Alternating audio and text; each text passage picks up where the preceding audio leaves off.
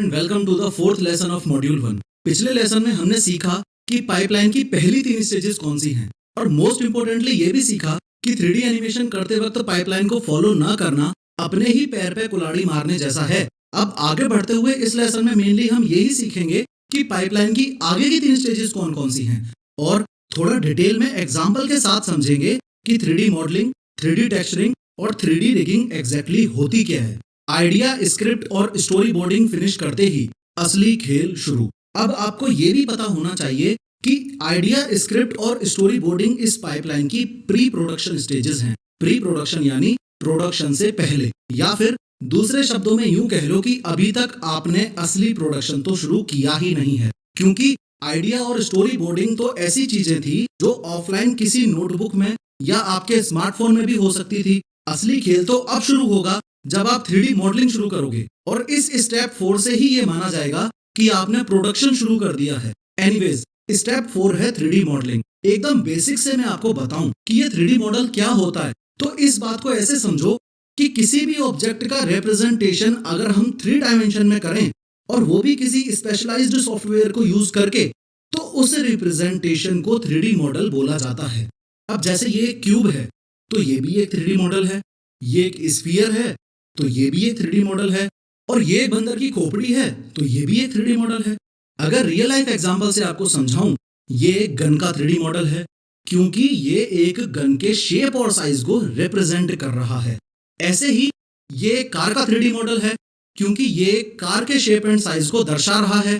इसी तरीके से ये एक ट्री का 3D मॉडल है, ये एक घर का 3D मॉडल है, एक्सेट्रा एक्सेट्रा।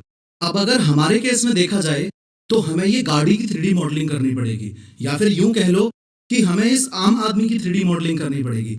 अब इस master 3D with professor course का जो 3rd मॉड्यूल है वो पूरा का पूरा मैंने आपको मॉडलिंग सिखाने के लिए ही डेडिकेट किया है। 3D मॉडलिंग के बाद स्टेप 5 है 3D टेक्सचरिंग। अब ये जो गन का 3D मॉडल है, अगर इस पे लाइट पड़ती है तो ये कैसा दिखेगा, इस डिसीजन को लेने के लिए ही 3D टेक्सचरिंग की स्टेज है।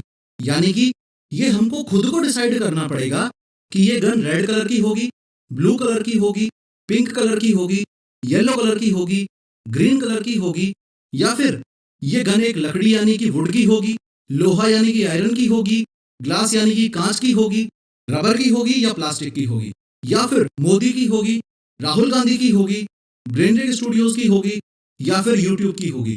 इन शॉर्ट, किसी भी ऑब्जेक्ट पर लाइट पड़ने पर वो ऑब्जेक्ट कैसा दिखाई देगा, ये डिसाइड करना आपका काम है, और वो भी 3D टेक्सचरिंग की हेल्प से। इस कोर्स के मॉड्यूल 4 का यही टारगेट है कि आपको बड़ी आसानी से कैसे 3D टेक्सचरिंग सिखाई जाए। अब जैसे ही 3D टेक्सचरिंग करके आपने ये डिसाइड कर लिया कि आपको ये गाड़ी ऐसी दिखानी है और आपका ये आम आदमी ऐसा दिखाई देगा, तो अगली स्टेज है रिगिंग की।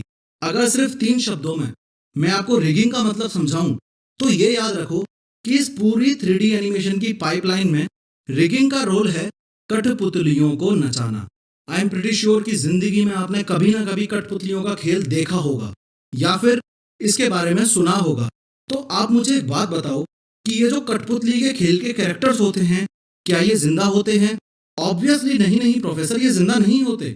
तो अगर ये जिंदा नहीं होते तो ये नाचते कैसे हैं? अरे प्रोफेसर, ये कैसा सवाल हुआ? पूरी दुनिया जानती है कि ये इस धागे की मदद से नाचते हैं। बस अब 30 सेकंड आप मेरा साथ देना। जैसे कठपुतली के इन कैरेक्टर्स में कोई जान नहीं होती, वैसे ही 3D सॉफ्टवेयर के अंदर मॉडल किए गए आपके इस आम आदमी के अंदर कोई जान नहीं होती। और जैसे ये कठपुतली के खेल के कैरेक्टर्स धागे से नाचते हैं, वैसे ही ब्लेंडर के अंदर ये आम आदमी भी किसी चीज से नाचता है, या मूवमेंट करता है, या चलता है, या दौड़ता है, और ब्लेंडर में उस चीज को बोला जाता है आर्मेचर या बोन, यानी कि हड्डी। अब देखो, अगर इस आम आदमी के हाथ में मैंने बोन लगा दी तो मैं हाथ को हिला सकता हूं, पैर में लगा दी तो पैर को हिला सकता हूं, और सिर में लगा दी तो सिर को हिला सकता हूं। इसी प्रकार इस गाड़ी में, इस डोर में ब्लेंडर की मदद से बोन लगा दी तो मैं इस डोर को ओपन या क्लोज कर सकता हूं, और अगर टायर में ये हड्डी लगा दी तो गाड़ी के टायर को रोटेट कर सकता हूं, एक्सेट्रा एक्सेट्रा। और अगर अभी भी आपको रिगिंग समझ ना आई हो तो लोड नहीं लेना, क्योंकि आपको 3D रिगिंग अच्छे से सिखाने के लिए मैंने पूरा का पूरा एक मॉड्यूल 5 डेडिकेट किया है। थोड़ा सा डिटेल में बात करते हुए इस लेसन में मेनली हमने यही सीखा कि किसी सॉफ्टवेयर को यूज करके 3D में कोई शेप बनाना ही 3D मॉडलिंग कहलाता है। अब वो शेप कुछ भी हो सकता है, कार, गन, ट्री या फिर कुछ और। इसके अलावा हमने ये भी समझा कि वो 3D मॉडल कैसा दिखेगा, ये हमको ही डिसाइड करना होता है, और वो भी 3D टेक्सचरिंग करके। और कठपुतली के एग्जाम्पल की मदद से हमने ये भी समझा कि रिगिंग एग्जैक्टली किसे बोला जाता है। अगली वीडियो में हम ये समझेंगे कि रिगिंग की अगली स्टेज यानी कि 3D एनिमेशन कैसे किया जाता है, और ब्लेंडर के अंदर लाइटिंग वैसे ही होती है जैसे असल जिंदगी में, या फिर मामला कुछ और ही है।